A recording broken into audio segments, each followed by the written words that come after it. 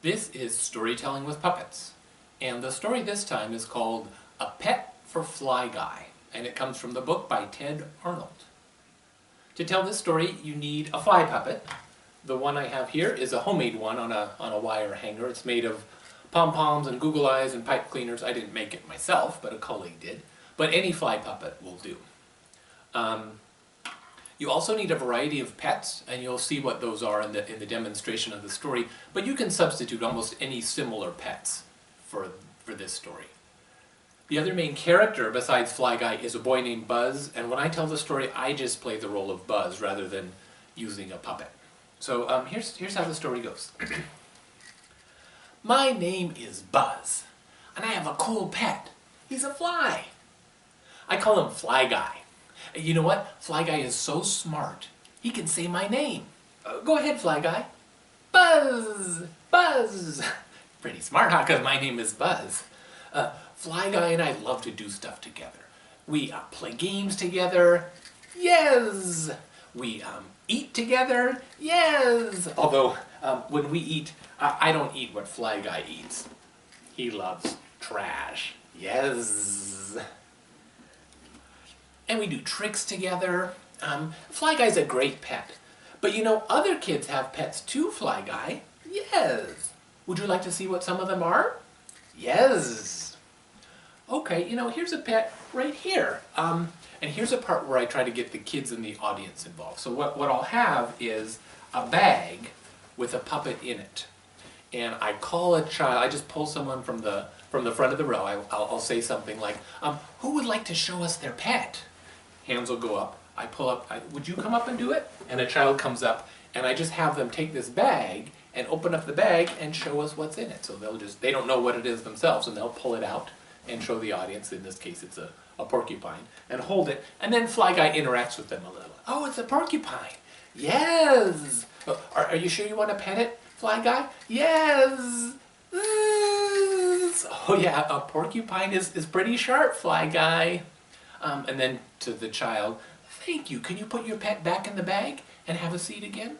And just like that, the child is up and down. And then, would you like to see another pet? Yes.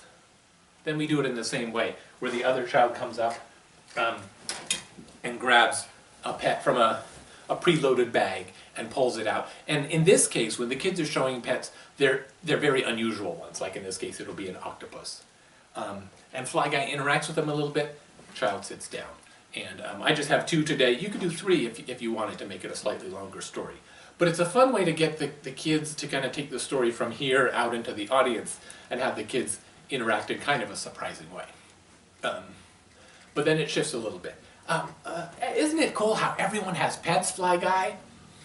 No pets. What's that, Fly Guy? No pets. Oh, that's right. You don't have a pet, do you? Oh, and one thing I should mention about the dialogue between Buzz and Fly Guy, one thing I try to do is, when I'm doing the voice for Fly Guy, obviously it's different. It has those Z sounds, and I sort of change my voice a little bit. But it's also good, especially when the person is one of the characters and the other one is a puppet, I'll sort of change my facial expressions. So when I do Fly Guy, I think I have sort of an exaggerated smile or frown when he says, no pets, or Buzz, a kind of exaggerated smile. Looks kind of goofy, but it does, with the audience, it kind of really distinguishes when Fly Guy's talking and when I'm talking as Buzz. So those facial expression is kind of a touch point for changing voices. And it helps you as a teller to do that, but it mostly helps the audience. Fly Guy, let's go get you a pet. We'll go to the pet shop. Yes. Fly Guy, you stay here. I'll go into the pet shop, and I'll come out with a pet. Yes. Oh, Fly Guy, look what I found at the pet shop. Woof! It's a dog.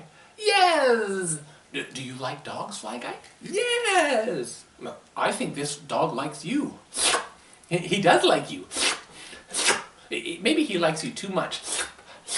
Oh, okay, dog, that's enough licking. Fly Guy, I think this pet licks you too much. Yes. I'll bring him back to the pet store. And then before I get the next animal, so in this case, I'll pull the dog out, and then the dog is on my hand, so the dog can sort of act as a character interacting with Fly Guy. But when it gets too much for Fly Guy and Buzz has to intercede and bring the dog back to the pet store, that's when I'll take the dog off my hand, and then pick him up like this. So that's sort of changing. The kids know now that it's me as Buzz who's taking the lead, and the pet goes away. I'll get another pet, Fly Guy. Yes! Oh, I bet you'll like this one. Yes? Croak. Buzz. What's wrong, Fly Guy? Buzz. Croak. Buzz. Croak. Buzz. Croak. Buzz. Oh, I forgot. Frogs eat flies. You come back, Frog. I'm going to put you back in the pet store. Yes. Fly Guy, I think I'm not doing a very good job at picking out a pet for you. So now we shift from the pet store to the next segment. And this story breaks up neatly into three main segments. There's that first part with the kids showing their pets. There's the second part at the pet store. Now we're going to go to the park. Let's go to the park and maybe you can find a pet of your own. Yes! So come on, let's go to the park and see what we can find. Yes! So, just as far as the setup of the story, I actually have two bags for this story, or boxes, or whatever you use to hold your puppets. So on the left side, where the pet store is, I'll have the pet store animals in this bag. And when we go to the pet store, Fly Guy is in my right hand, moving this way. I can use my left hand to pull out the puppets. For the next section, when we're going to the park, I just switch Fly Guy to this hand, he goes this way, and now I've got my right hand to pull out the next set of puppets. So it's just a way with a very small space to kind of distinguish the different areas of the story, the sort of the physical spaces, and have Fly Guy moving this way and this way. So see what you can find, Fly Guy. Yes! I wonder what Fly Guy will find in the park. Buzz! Oh, you found a bird. Caw! Buzz! Caw! Buzz! Caw! Buzz! Buzz! Buzz! Oh no, the bird is flying away with Fly Guy. Come back, Fly Guy, and go away, bird. Fly Guy, that was not a good pet for you. Yes. And it wasn't. You should try to find another pet. Yes. I bet Fly Guy will find a good pet at the park this time. Maybe someone smaller.